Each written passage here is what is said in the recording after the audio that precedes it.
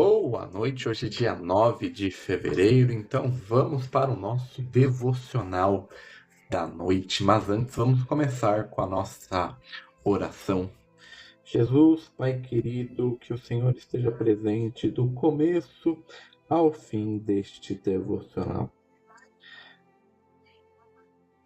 Que o Senhor traga para essa live todos que precisam ouvir a sua palavra, que se encontra em Lucas 11:44. Espírito Santo, se for necessário, que o Senhor traga para essa live que o Senhor coloque em minha boca qualquer palavra para este devocional. Agradeço por estar conosco nesta noite. Amém, amém e amém. Vamos lá para o nosso devocional da noite, que tem como base Lucas 11, versículo 4. Então vamos ler a introdução do Evangelho segundo Lucas, da Bíblia Spurgeon. Autor e período da escrita. Os últimos dos 3 evangelhos sinóticos não traz nenhuma indicação direta quanto seu autor. Todavia, o nome do destinatário é mencionado logo no início. É um homem rico e próspero chamado Teófilo. O livro de Atos dos Apóstolos também é dedicado a esse mesmo Teófilo. Ambos os livros da Bíblia já foram atribuídos a Lucas no século II. Lucas, o médico amado, não era apóstolo e provavelmente também não era judeu. Lucas foi um fiel companheiro e colaborador do apóstolo Paulo por anos. A princípio, Lucas acompanhou Paulo durante sua segunda jornada de Trode a Filipos, Atos 16, versículo 10, e durante sua terceira jornada de Filipos a Jerusalém, Atos 20, versículo 6. Serve a palavra a nós. Finalmente, Lucas acompanhou Paulo quando este era prisioneiro a Roma, Atos 27, versículo 1. Lá ele estava em companhia direta do apóstolo Paulo quando escreveu as cartas de Colossenses e a Filemão. E por fim, ele foi o único a permanecer com o apóstolo quando escreve sua segunda carta a Timóteo.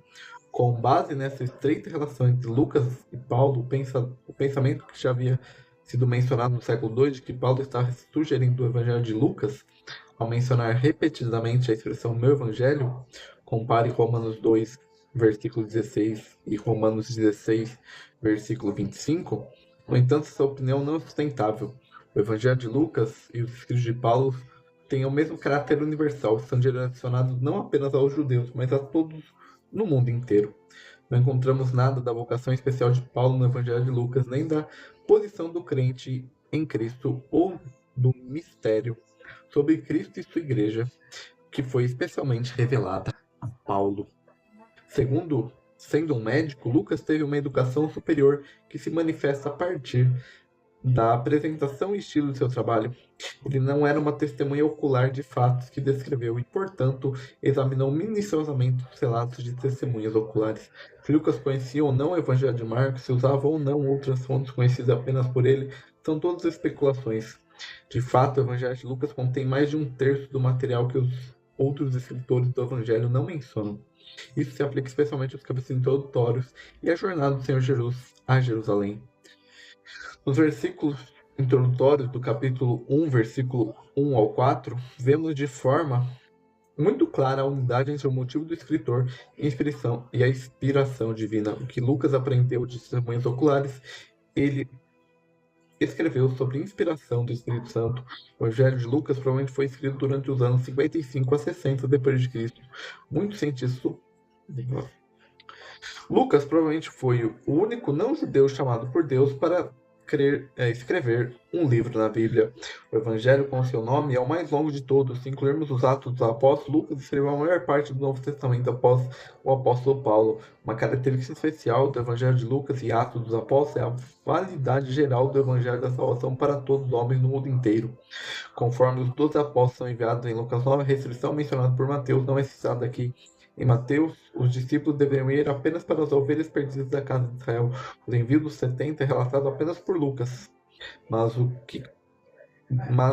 mais do que qualquer outro evangelista, Lucas menciona o cuidado do Senhor Jesus por grupos específicos de pessoas e indivíduos. Os desprezados, os samaritanos, as mulheres e crianças. Lucas menciona mais de 10 mulheres que não são mencionadas em nenhum outro lugar. A universalidade do serviço de Cristo é mais presente no versículo-chave em Lucas 19:10, porque o Filho do Homem veio buscar e salvar o que havia perdido.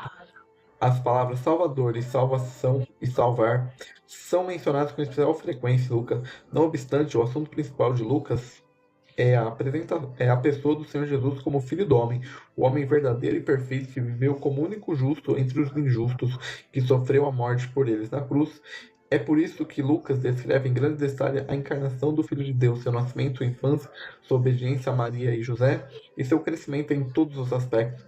Em sua genealogia do Senhor Jesus, Lucas retoma Adão, o primeiro homem. Essa genealogia é de Maria.